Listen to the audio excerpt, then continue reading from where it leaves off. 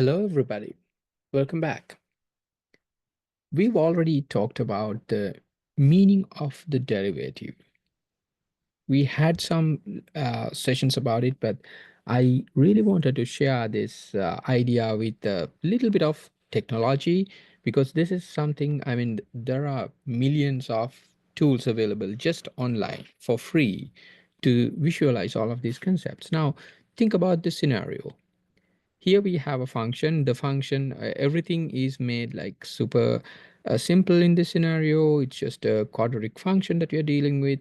And then we do have a secant line. Can you see like two different points? And the purpose of point A is to serve it as a fixed point. That's exactly the point that we had earlier with the value of A. We had it a fixed value. And then point B, the purpose of point B is to have um, a variable point on the graph. So now this secant line is giving you the average rate of change starting from this point A, all the way up to whatever this point that you consider point B.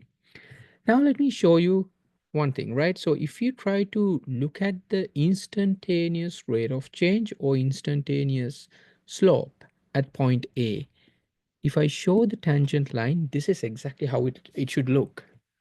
I look at the slope of the graph. In other words, I look at the slope of the tangent line to the graph at point A. Now, let me do this. Let me grab this point B and move it towards point A. I can do it just by varying the gap between these points, and that's what we have here. The gap is indicated by a different variable called h. So now let me reduce the value of h so that it would go all the way to, can you see the values are reducing? Now we are at 1.15, and that can go all the way down to, when I change it. Now, when I do this change, can you see the action of the secant line in this case?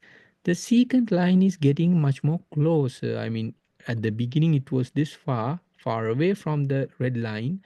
Now it becomes more closer. I'm trying to make this close enough because now this is my limiting process. Can you see? This limiting process, if it gets all the way to that point, that simply means I'm just making this going to just almost like zero. If I make it zero, what would happen? The tangent line and secant line become the same. If I have slight variation, now on this window, I cannot recognize any difference, but if I magnify it, in the long run, I can see they are deviating away from each other because there's a slight difference at least. But once they coincide with each other, the secant line is none other than the tangent line. So the process behind the limit definition is to employ this secant line and the limiting process to capture the behavior of this red line. So that's the idea. Now, if you'd like to go back and write down the definition of the derivative and see how this works, and if you'd like to see exactly the lecture on this particular component, now, if you complement it with this technology component, you will see everything that you need. And this particular component is simply, this is called GeoGebra. You can find it online, like let's say, or if you'd like to see like an interactive tool, let's say interactive tool for the definition of the derivative, just look it up. You will find many tools, and this is one of them. So in that way you can clearly see what's happening with this approximation, or with this process of approximating the tangent line by using the secant line. So that's exactly the purpose of this short video clip, to show you the real meaning of the derivative in terms of an interactive tool.